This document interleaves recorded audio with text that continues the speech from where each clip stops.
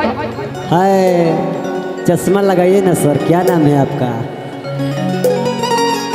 तेरा ध्यान किधर है, तेरा हीरो इधर है। तार हीरो बास तुड़ता रहा।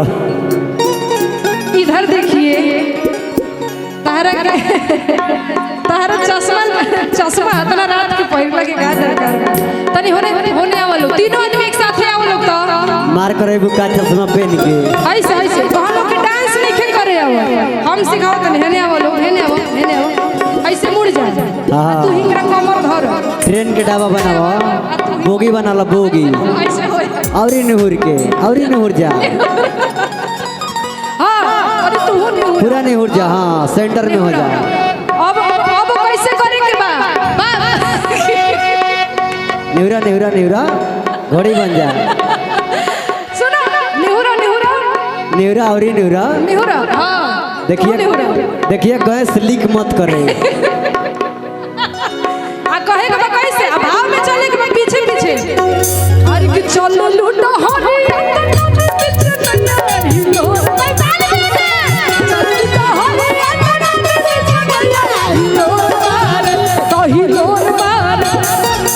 भैया हो। हाँ बोला एक बार होने गइलो एक बार हेने आओ ऐसे फिर वही तरीके से आजा अब दम धरो घोड़ी बना चलो झुको निहुर जा तू झुको आ कैसे भाव देखो भाव ही है हटे। हां निहुर जा। अब हो बाबू झुक जा कमर ढाला अच्छा लगी तो ताली बजावे के बा भैया। अरे कि चले लूटो हरी हिलो मारे चले लूटो हरी हिलो मारे तो हिलो करे हैया करे हिलो मारे करे हैया करे हिलो मारे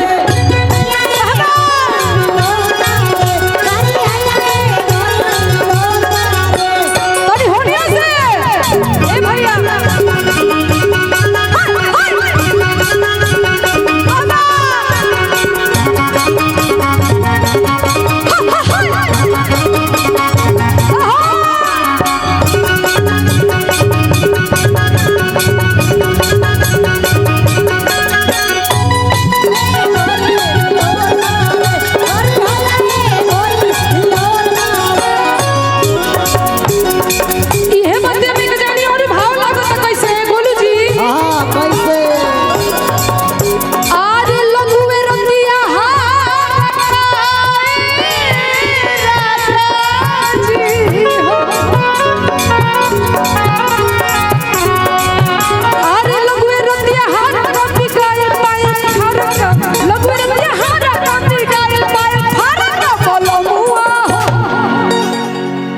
सटले ब्रेक लगावे के बहने अब हां डिस्क ब्रेक की बोलमुआ कैसे पीछे पीछे बढ़ना ऐसे पीछे मुड़ा निहुर जा खाली निहुरा होते बड़े खत्म हो गए बड़े तू निहुर के रोल करे के बा। अरे की बोलमुआ सटल ब्रेक जैसे ब्रेक सटा हुआ मारा जाता है ना। इनकर भोजपुरी ना बुझाला ब्रेक में ब्रेक सोल खत्म हो गइल बा मिक्स हो गइल बा कि बोलमुआ आई देखो असही मारे के बाद बोलमुआ आई खाली हिलावे के नहीं खे। ओ माय गॉड सटल ब्रेक लगाए के बाबू हो पीछे मुड़ा सामने से सब देख ले पीछे से दिखाओ। हां पीछे दिखाओ कि बोलमुआ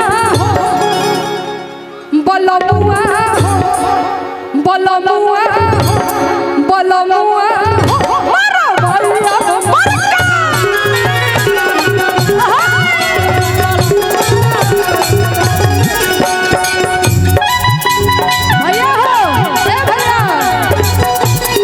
इहे बतिया हेने आवो हई जगह सामने में तहार कुछ भसुर लोग बैठल बालो कहे के बा अरे कि ऊपर से मामा गिर गइले आय हाय ऊपर से मामा गिर गइले हमरा सैया जी के अखिया टूट गइले हमरा राजा जी के अखिया टूट गइले ठीक भइले आय हाय फूट गइले ठीक भइले उनका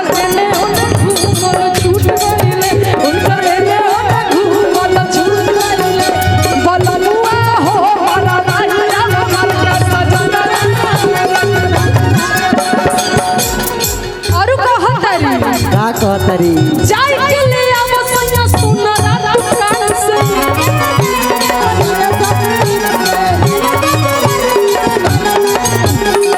अरे तोनी नजर कोई करनी मनो समान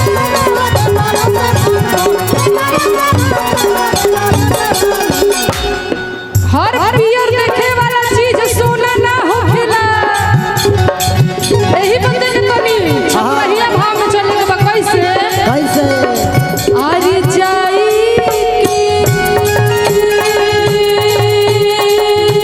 लिया बोल राजा जी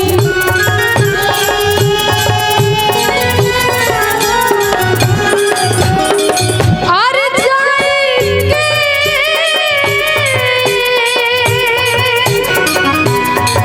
अरे लिया बोल सैया जी जाई के ले आवो सैया सुनरा दुकान से तोनी नजर कोई करनी मनो समान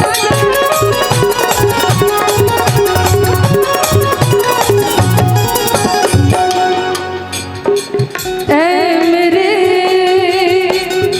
दिल के चैन आँखों पे चश्मा लगा लीजिए तार चश्मा के देख के तो हमारा ये लाइन याद आ गई है हाँ यार ऐ मेरे दिल के चैन आँखों पे जरा चश्मा लगा लीजिए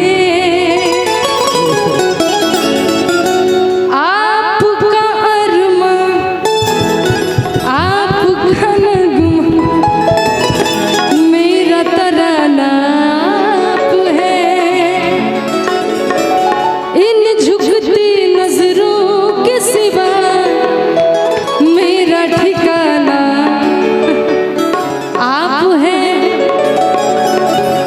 ऐ मेरे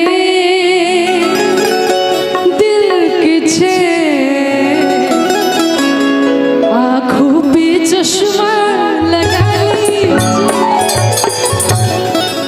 लेकिन कहे के बाबी जी हाँ अरे के देखे में सुनार लागे होखे बरियारा खाई की जियान करी रे दादा अरे तुम बनमुआ हो ओहो अरे मोर सजना हो तब बनमुआ हो मोर भैया